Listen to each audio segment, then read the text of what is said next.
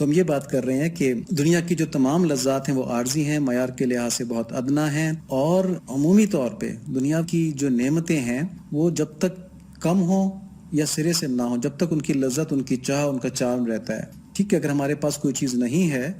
یا کم ہے، جیسے ہمارے پاس چھوٹی گاڑی ہے تو بڑی گاڑی کی ہمیں چارم رہے گا، سرے سے گاڑی نہیں ہے تو گاڑی کا چارم رہ گیا، کیا مزہ ہے اس کے اندر بیٹھے تو مٹی بھی نہیں پڑتی ہے. لیکن جب ایک دفعہ گاڑی آ جاتی ہے، بڑی گاڑی آ جاتی ہے، لینڈ کروزر آ جاتی ہے، چند دن بیٹھتے ہیں بس پھر اس کے شوق ختم ہو جاتا ہے، اس کا وہ چارم ختم ہو جاتا ہے. تو یہ بات ہے کہ دنیا کی جتنی بھی نعمتیں ہیں ان کی سب کچھ عارضی ہے، ان کا معیار بھی کوئی خاص نہیں ہے، آدمی سے بور ہو جاتا ہے. لیکن آخرت کی جو نعمتیں وہ ہمیشہ رہنے والی ہیں، معیار کے لحاظ سے انتہائی اعلیٰ، نہ کسی آنکھ نے دیکھا، نہ کسی کان نے سنا، نہ کوئی سوچ سکتا ان کے بارے میں. اور ایک ایک نعمت اس کے اندر انفائنائٹ ویرائٹی ہے، یعنی کہتے ہیں سیب جو وہاں پر ہوگا، آپ کا ہر بائٹ جو سیب کی ہوگی وہ ایک نیا ذائقہ دے گی. اور لامحدود زندگی ہے نا، تو آپ لامحدود زندگی کے اندر لامحدود سیب کھائیں گے، لامحدود بائٹس لیں گے، لیکن ہر بائٹ کا ذائقہ ڈیفرنٹ ہوگا، جس کی وجہ سے کہ آپ کی چاہت اور آپ کی چاہ کبھی کم نہیں ہوگی، جس سے کبھی دل نہیں بھرے گا. تو اس بات سے معلوم ہوا کہ اللہ تعالیٰ نے آخرت کو دنیا کے مقابلے میں ایک عظیم برتری نصیب فرمائی ہے. چنانچہ آخرت کی ہوس جو ہے، آخرت کی حرص جو ہے وہ بلند ذوقی ہے، اور دنیا کی ہوس، دنیا کی حرص جو ہے وہ پست ذوقی ہے. تو ان اشعار میں مولانا بتا رہے کہ کس طرح دنیا پرستی روح کی جو اعلیٰ صفات ہوتی ہیں، جو اعلیٰ ذوقی ہوتی ہے، اس کو بھی پستی میں بدل دیتی ہے. تو فرماتے ہیں کہ روح دن بھر یعنی جاگنے کی حالت میں آخرت کے لیے جو حرص ہوتی ہے اس کے مقابلے میں، آخرت کی حرص تو اعلیٰ ہوتی ہے نا، تو اس کے مقابلے میں جو دنیاوی حرص ہے ادنا چیزوں کی نا، اس کے تفکرات اور خیالات سے، دیکھیں لفظ کا استعمال کیا ہے، پائمال ہوتی رہتی ہے، یعنی اس کے پاؤں تلے کچلی جاتی رہتی ہے. اور نفع نقصان کی، دنیاوی نفع نقصان کے تردد سے اور مال کے اور عزت کے جانے کے خوف سے اس میں وہ مستقل پریشان رہتی ہے. تو غرض یہ سارے تفکرات جو ہیں، یہ ساری فکریں جو ہیں، اس کو مستقل میٹیریل ورلڈ کی طرف یعنی پستی کی طرف مائل رکھتے ہیں، اور اس میں آخرت کو حاصل کرنے کے بلند خیالات پیدا ہی نہیں ہونے دیتے. ٹھیک ہے، تو ان تفکرات جو کثرت سے اس کے اندر فکریں، پریشانیاں پیدا ہو جاتی ہیں نا، ناجائز اور جائز دنیا کو جمع کرنے کی اور ان چیزوں کی، اس سے نہ اس کے اندر صفائی رہتی ہے، نہ پاکیزگی رہتی ہے، نہ اس کے اندر کوئی اوپر بڑھنے کی صلاحیت رہتی ہے، علویت جسے کہتے ہیں. تو روح کی جو لطافت ہوتی ہے، روح جو ہے نا ایک لطیف چیز ہے، تو وہ ظاہر ہو جاتی ہے. اور نفس کی وجہ سے، نفس کے گناہوں کی خواہشات کی وجہ سے، اور ان خواہشات کے اوپر عمل کرتے ہوئے جو آدمی گناہ کرتا ہے، اس کے اندر کثافت پیدا ہو جاتی ہے. تو جو چیز کثیف ہوتی ہے وہ نیچے بیٹھتی ہے، اور جو چیز لطیف ہوتی ہے وہ اوپر اٹھتی ہے. تو اس وجہ سے روح پھر جب کثیف ہو جاتی ہے، اوپر اٹھنے کے قابل نہیں رہتی. تو انسان اللہ تعالیٰ کی محبت وہ روح کی پرواز سے ہی پاتا ہے نا، لیکن جب اس روح کو نفس سے وہ آلودہ کر دے تو روح کے اندر وہ قوت پرواز نہیں رہتی، اور نہ اس کو حب الہی کے آسمان تک کے سفر کا راستہ یاد رہتا ہے. یہاں پہ یہ بات بتا رہے ہیں. یہ اس لیے ہوتا ہے کہ جو توجہ انسان کی ہے وہ کامل طور پہ دو طرف نہیں ہو سکتی، ایک طرف کامل ہوگی تو ایک طرف ناقص ہوگی. تو جب ہر لمحہ آدمی جو ہے وہ اس میٹیریل ورلڈ کے اندر، اس کے لذات کے اندر، اس کو بڑھانے کے اندر، اس کے کم ہونے کے خوف کی وجہ سے ہر لمحہ آدمی ان چیزوں میں پڑا رہے گا، اور اس میں یہ نہ سوچیں کہ یہ کوئی ایسی بات ہے جو ہم کسی خاص، ہم سب کا تقریباً یہی حال ہے. اب ہم بچے کی تربیت جب شروع کرتے ہیں تو کس سے کرتے ہیں؟ یار پڑھ لو، دیکھو پیسہ ہوگا تو عزت ہوگی، اس کو ہم شروع سے ہی بتا رہے ہوتے ہیں. اور اس کے اندر جو اعلیٰ انسانی اقدار ہیں، سچ بولنا، رسپیکٹ کرنا، دوسروں کو عزت دینا، دوسروں کی مدد کرنا، خیر خواہی کرنا، اس کا تذکرہ بہت کم ہوتا ہے، بہت زیادہ کم ہوتا ہے ہمارے معاشرے میں. تو یہ تو بات ہوگی دنیاوی لحاظ سے یہ اقدار کی نا. تو آخرت کی بات تو اور بھی کم ہو جاتی ہے. اس میں تو بس یہی ہوتا ہے کہ جو بات ہم بچے کو چاہتے ہیں کہ وہ نہ کرے تو کہتے ہیں دیکھو اللہ تعالیٰ ناراض ہو جائیں گے، یہ بالکل نہ کرنا یہ نا. تو اپنی پسند سے ہماری پسند ناپسند ہوتی ہے، جس کو ہم کہتے ہیں اللہ تعالیٰ اس پر راضی ہو جائیں گے، اس پہ ناراض ہو جائیں گے. شعوری طور پہ کوشش نہیں ہوتی. جب بچپن سے یہ حال ہوتا ہے تو پھر بڑے ہوتے ہوتے ہوتے روح جو ہے وہ نفس کے اتنے اثر میں آ جاتی ہے کہ ہر وقت میٹیریل سکسیس کے بارے میں سوچتی ہے. اور یہ جو اس کی علویت ہوتی ہے کہ عالم علوی جو ہے، یعنی کہ بلندی جو ہے، یعنی کہ عالم امر جو ہے، جو جہاں پہ اللہ تعالیٰ نے جنت دوزخ رکھی ہوئی، جہاں پہ اللہ تعالیٰ کی محبت ملتی ہے، اس طرف اس کی توجہ نہیں جاتی کہ میں اس دنیا میں اللہ تعالیٰ کی محبت حاصل کیسے کروں جس سے کہ میری اس دنیا کے اندر جنت جو ہے وہ بہت بڑی ہو جائے، بہت اچھی ہو جائے، اور میں وہاں پر اللہ تعالیٰ کے عاشق بن کے رہوں. تو اس طرف توجہ اس کی نہیں جاتی. آگے مولانا فرماتے ہیں کہ یہ اصل میں دنیا کے خیالات اور آخرت کے خیالات کی حقیقت بیان کر رہے ہیں یہاں پہ. تو فرماتے ہیں خفتہ باشد کے او از ہر خیال، دارد امیدو کند با او مقال، سویا ہوا وہ ہے جو ہر خیال سے امید وابستہ کرے اور اس کے متعلق گفتگو کرے. تو یہ سویا ہوا سے یہاں پہ دونوں مراد لی جا سکتی ہیں کہ دنیا کے لحاظ سے سویا ہوا اور آخرت کے لحاظ سے سویا ہوا بھی ہم دیکھتے ہیں کس طرح سے. لیکن یہاں پہ کچھ بہت اہم مضمون ہے، ان کو سمجھنا پہلے ضروری ہے، اور وہ بھی ریپیٹیشن میں ہے لیکن ایک اور انداز میں ہے. تو دیکھیں، انسان جو ہے وہ مضموم دنیا یعنی ناجائز دنیا اور آخرت کے لحاظ سے بیک وقت بیدار نہیں ہو سکتا. ٹھیک ہے، یہ نہیں کہ وہ دنیا کے لیے بھی ہوشیار ہوگا اور آخرت کے لیے بھی ہوشیار ہوگا. ایک طرف سے غفلت کرے گا، دوسری طرف اس کی ہوشیاری زیادہ ہوگی، اور یہ دونوں ایک دوسرے کے متضاد ہیں.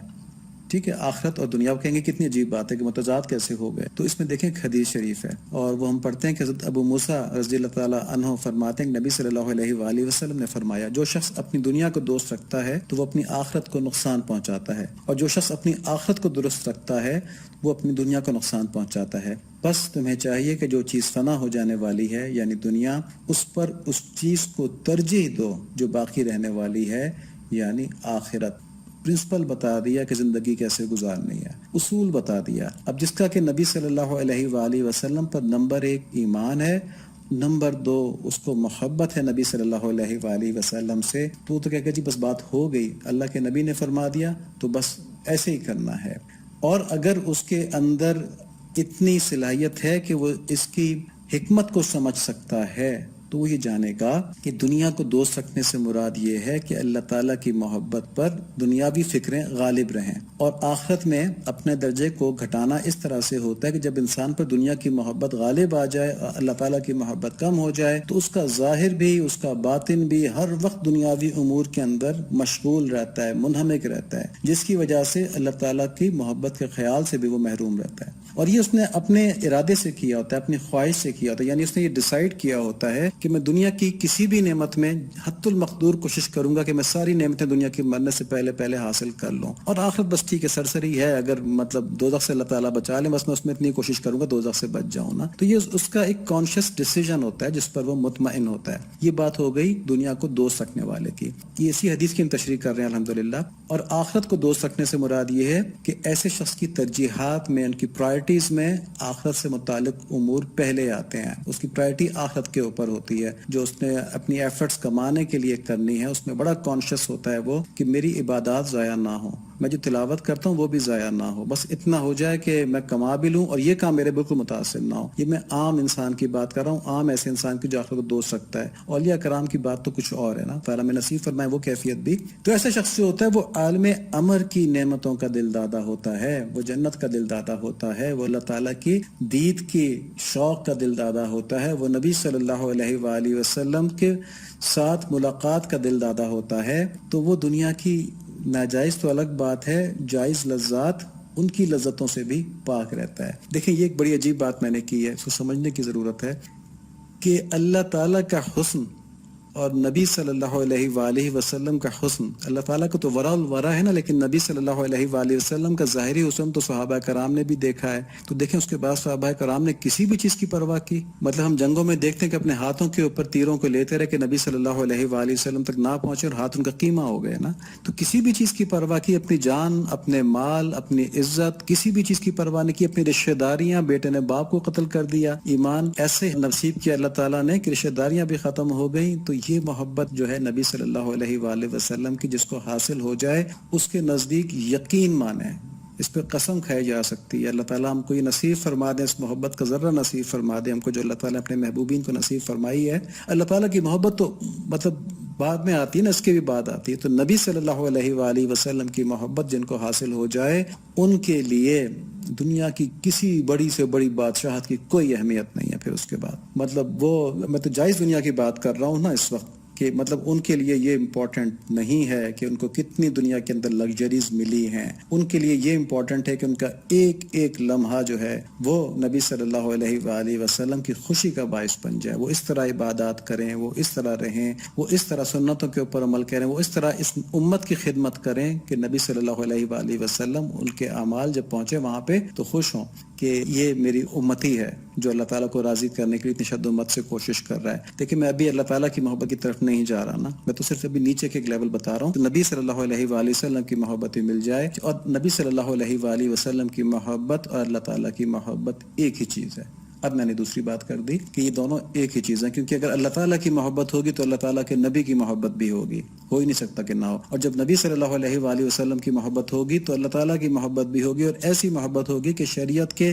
ایک ایک حکم کے اوپر آدمی محبت کے ساتھ، ذوق اور شوق کے ساتھ، بوجھ سمجھ کے نہیں بلکہ ذوق و شوق کے ساتھ عمل کر رہا ہوگا۔ تو اللہ تعالیٰ ہم کو یہ کیفیات ہے نا، تو یہ کیفیت الفاظ میں نہیں آ سکتی، جیسے کیلے کا ذائقہ اور آم کے ذائقے کا فرق، میٹھے دونوں ہوتے ہیں، الفاظ میں نہیں آ سکتا، یہ تو کھانے سے پتہ چلتا ہے۔ تو اللہ تعالیٰ ہم کو کھلا دیں، اللہ تعالیٰ سے دعا کریں کہ اللہ تعالیٰ ہم سب کو کھلا دیں، تاکہ ہمیں پتہ چل جائے کہ اصل چیز کیا ہوتی ہے، اصل ذائقہ کیا ہو، جنت کے سیب کا ذائقہ کیا ہوگا اور جو یہاں ہم سیب کھا رہے ہیں اس کا ذائقہ کیا چیز ہے نا۔ تو وہ چیز اللہ تعالیٰ ہماری روح کو وہ کیفیت نصیب فرما دیں۔ تو جب یہ کیفیت مل جاتی ہے تو پھر جائز دنیا کی لذات کی طرف بھی توجہ نہیں رہتی۔ اس لیے عمر رضی اللہ تعالیٰ عنہ کا دسترخوان انتہائی سادہ ہوتا تھا، ایک سالن کے علاوہ کچھ نہیں ہوتا تھا، اگر سالن کے بجائے اگر گھر کے اندر روغن ہے یعنی گھی یا چربی یا کوئی اس طرح کی چیز ہے تو اس کو سالن ہی تصور کرتے تھے اور اس سے وہ اپنا کھانا کھا لیا کرتے تھے نا، تو توجہ نہیں تھی اس طرف بالکل۔ تو آج یہ باتیں جو ہو رہی ہیں نا، یہ باتیں اہل اللہ کے ذوق کے مطابق ہو رہی ہیں، اس میں ہم اپنی عام طبیعت کی رعایت نہیں کر رہے۔ ہم یہ نہیں کہہ رہے کہ جو عام ہم جیسے لوگ ہیں جن کا کہ اتنا ابھی لیول نہیں ہے تو وہ گھبرا جائیں گے، یار جائز دنیا بھی چھوڑنے کی بات کر رہے ہیں، جائز دنیا چھوڑنے کی بات نہیں کر رہے۔ یہ ہم آگے دیکھیں گے کہ جائز دنیا کی طرف توجہ رہتی ہی نہیں ان کی، چھوڑنے کی بات یہ نہیں کہ زبردستی کو چھوڑا رہے ہیں، گناہ سمجھ کے چھوڑ رہے ہیں اس کا شوق ہی نہیں رہتا ہے نا، کیونکہ سب کچھ تو آخرت کے لیے ہو رہا ہے۔ تو جب اب میں یہ بات کر رہا ہوں، یہ کتابوں میں لکھی ہوئی ہے، سمجھ میں آنا مشکل ہوتی ہے، لیکن وہی والی بات ہے کہ جن کو اہل اللہ کے بارے میں تھوڑا بہت ذوق وہ سمجھ سکتے ہیں اس چیز کو، کہ ایک بزرگ گزرے ہیں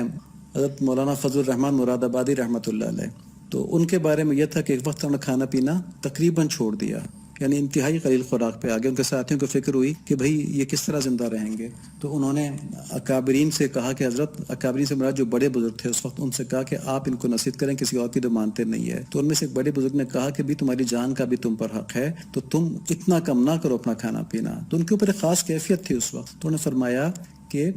میں جب سجدے میں جاتا ہوں تو مجھے غیب سے نوالے بن بن کے آ رہے ہوتے ہیں، تو مجھے کسی اور چیز کی کیا ضرورت ہے، ٹھیک ہے۔ اور یہ ابھی میں ریفرنس انشاءاللہ ڈھونڈ لوں گا، یہ کسی لیکچر میں آ جائے گا۔ نبی صلی اللہ علیہ وآلہ وسلم نے جب صحابہ کرام کو یہ کہا کہ تم میری طرح مجاہدات نہیں کر سکتے، تو اس میں یہ بات بھی فرمائی کہ مجھ کو تو میرا اللہ تعالیٰ کھلا دیتے ہیں۔ تو یہ وہ چیز ہے کہ جب آدمی کی روح اتنی قوت پکڑ لیتی ہے کہ روحانی غذا جو ہے وہ جسمانی غذا کی کفایت کر لیتی ہے، ریپلیسمنٹ بن جاتی ہے۔ جیسے کہتے ہیں نا کہ سورہ یاسین جو ہے یہ بھوک کو مٹا دیتی ہے، تو آب زمزم بھوک کو مٹا دیتا ہے، لیکن اس طرح کی روحانی آدمی کی قوت اگر ہو تو یہ باتیں وہ ہیں جو انہونی نہیں ہیں، حدیث سے بھی ثابت ہیں، موجود ہیں، ہاں ہم ان سے مانوس نہیں ہیں، اس لیے عجیب سی لگتی ہیں۔